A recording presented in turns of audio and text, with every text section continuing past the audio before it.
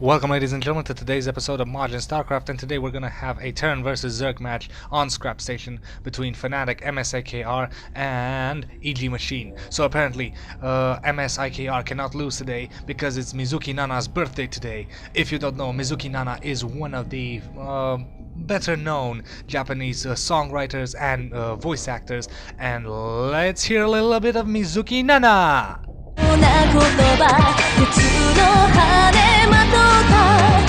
Wasn't that fun? So yeah, that was a little bit of Mizuki Nana right there. So you heard her, and apparently it's her birthday, despite the fact that she's born on January 21st. So probably some other Mizuki Nana.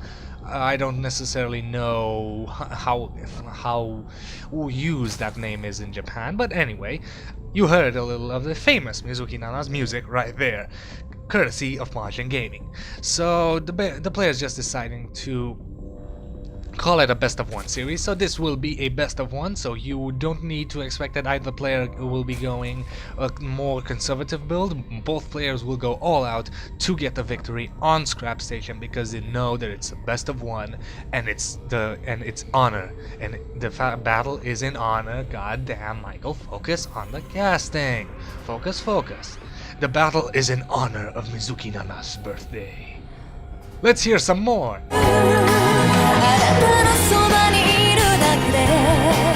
Isn't that cool? I mean, literally, isn't that so awesome? Anyway, let's actually get a little bit serious to the casting. And right now, FnaticMSiKR, it's hard to call him something because MSiKR is a really big mouthful at the moment. I can't call him MS because multiple sclerosis isn't exactly fun to call somebody. So EGMachine going for a spawning pool on 16, so a 16 pool and a expansion on the way. I believe the expansion was laid down early. I was focusing on Mizuki Nana too much when I actually missed the expansion going down.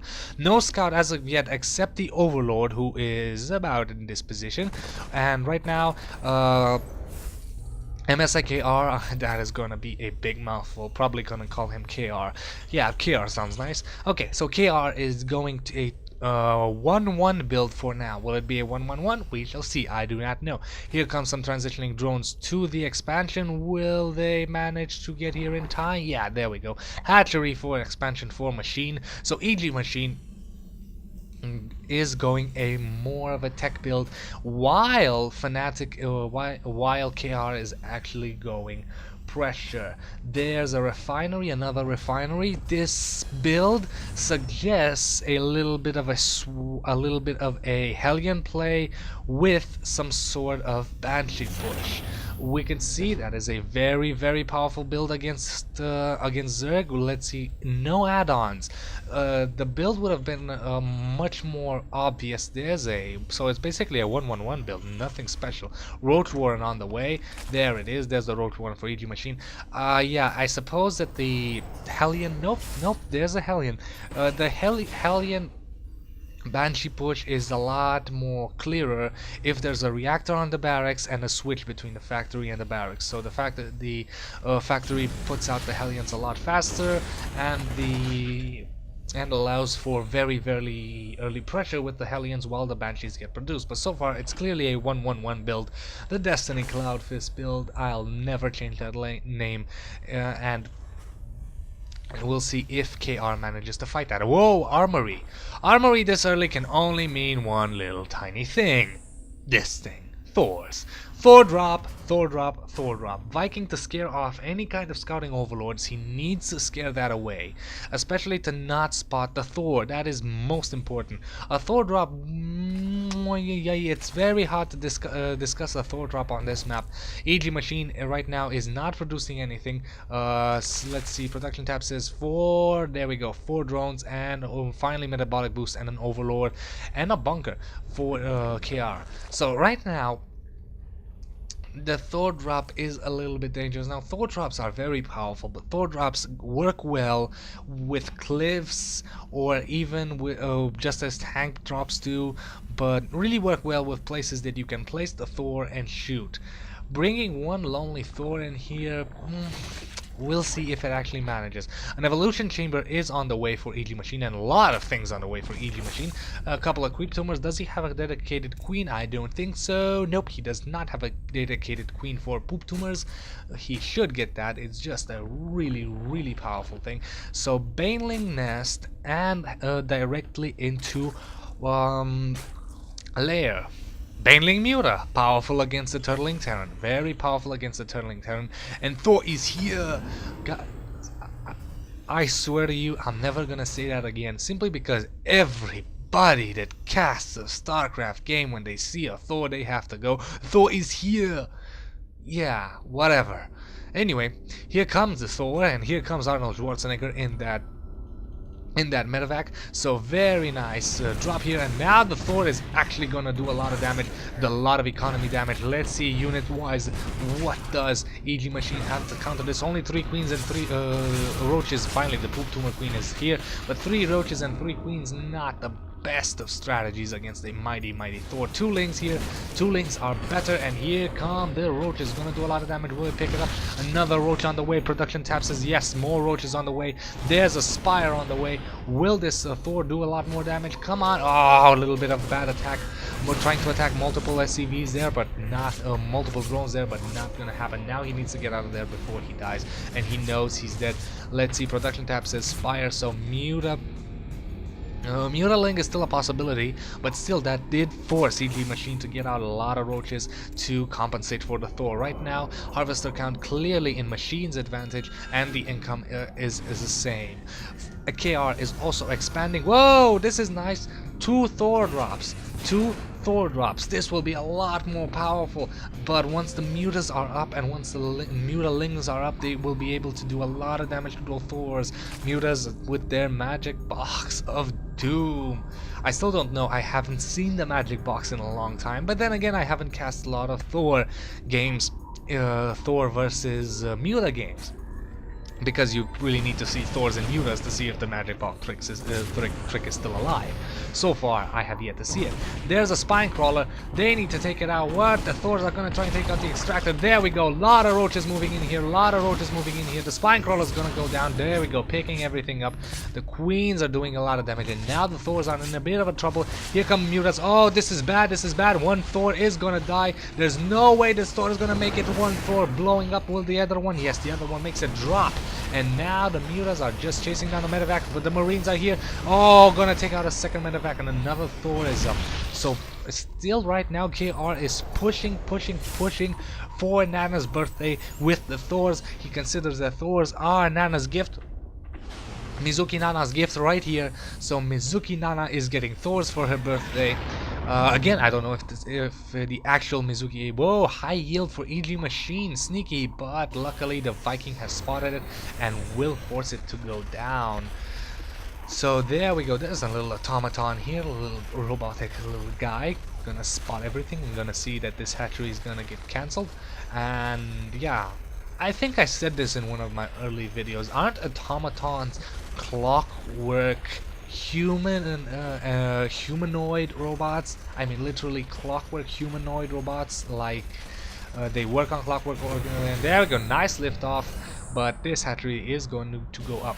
I'm gonna land again, gonna try and shoot a couple of Zerglings. Very nice play with the Viking. Meanwhile, EGMachine is breaking down the first set of rocks and gonna try and move in here for KR and try to get the kill. If this expansion goes up and EGMachine starts mining it properly, then KR is in a big disadvantage. There we go, centrifugal hooks, so banelings will be a powerful composition in the army. Either the centrifugal hooks give it away or the 20 banelings that just popped. Whatever you want to think about it, it's a big thing in Machine's army. So right now Machine is, let's see, unit wise, baneling, not that many mutas on the map. Strangely enough, not all. So he's opted to completely ignore the mutas. So here come the banelings. Oh my god, oh my god, oh my god, the defenses are not ready. The tanks are not sieging up. Here come the banelings, gonna pick up everything. Nice save there. But one Thor has already gone down. This Thor is caught way out of position, gonna get taken out. Here come roaches, banelings inside the mineral line. There's nothing he can do, this poor tank, without siege up, you stupid tank, and start shelling. Come on, more Marines on on the way. Production tab says that the answer is lots of Marines. Lots of Marines. The Marines can't get out because the supply depot is down, and this expansion gets snipped in the bud, and that is very huge because right now KR is on one base, completely oversaturated, and soon gonna mine himself out, while EGMachine is pretty much in a dominant position right now. Heh, see the little grooves through the creep? That looks so cool. Anyway, get back to the fight.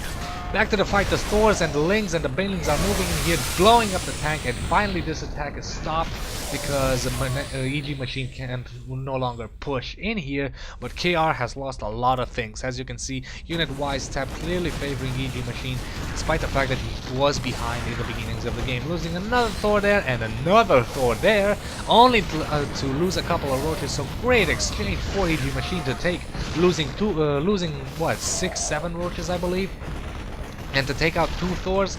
Yeah, fair exchange in my opinion. Right now, simply because right now EGMachine is on 1 base, 2 base, getting a 3rd, already saturated, trying to mine from high yield, so he can afford to lose a lot of units. Because of the resources, he can reinforce them faster. And he's also managed to do great damage to KR by costing him very expensive units. Thor cost 300 minerals and 200 gas. So Thors are very expensive, and losing them when you're on only 1 base, huge hit. So now KR is going to try and see what he can do here, what can he salvage, laying down a lot of mules there. Income probably favoring him. Nope, he's actually behind EGMachine, still not counting. Harvester count clearly ahead for EGMachine. So apparently the warrior that is fighting for Mizuki Nana will not get the victory in my opinion on this match. But then again, the Turtling Terran is powerful. The Turtling Terran is very powerful. What do I see him and what do I suggest right now? Transition into lots of tanks with Marine Marauders. And oh, mutas are on the map. Almost missed this. Taking out the harvesting, and that's it. Income in the dirt, as you can see. Income is in the dirt for KR. KR cannot come back from this. So as I said, lots of Marines, a couple of Marauders, and a couple of tanks should pretty much be the counter at this point, but he is not being allowed mining time. He only has tanks, not enough Marines. Unit-wise, he has... Whoa! Here comes Banelings and Mutas because they're effective. And everything's gonna get shot to pieces. Banelings blowing everything up, tanks dying, and Marines burning. There is one more tank here to blow up something, but the Mutas are gonna take it out. Fairly simple. One lonely Marine running to run away, but gonna get dead, gonna die. And now KR has nothing to answer this. It's probably over. More Mutas. Production tab says, oh, 4 more Mutas, and was that 30 Zerglings? I'm gonna ignore the fact that I thought there were 90 Zerglings on the wing. So yeah, 30 Zerglings just popped. Here they all are. If they want to be Banelings, they can be Banelings, but right now 30 Zerglings can just run in here and tear the base to shreds. There's nothing to defend this base. Just a couple of Marines, a lot of Mutas. The Marines can't even fight the Mutas, and they are a hard counter to Mutas. Well, soft counter actually, not necessarily that hard, but Marines are powerful against Mutas. But they can't even fight the Muta ball at this point. So yeah, here comes a lot of Mutas, not even opting to go all those Lings into Banelings. So Mizuki Nana just lost her birthday present, but she can be proud because there it is. She can be proud that her warrior faced a valiant fight, but in the end, just not necessarily being able to beat the evil genius known as Machine. So all I have to say is thank you guys for watching, and I'd say see you next time. But as you can see, the video is not yet over. We have about one more minute left of the video. I recommend you watch it because it's an announcement that I have already on my channel, but you don't know it because probably a lot of you aren't subscribed. If you do subscribe, if you choose to do so and help the community grow, then the rest of the video you should probably watch it. Anyway, thank you guys for watching. Please watch the rest of the video, and I'll see you guys next time.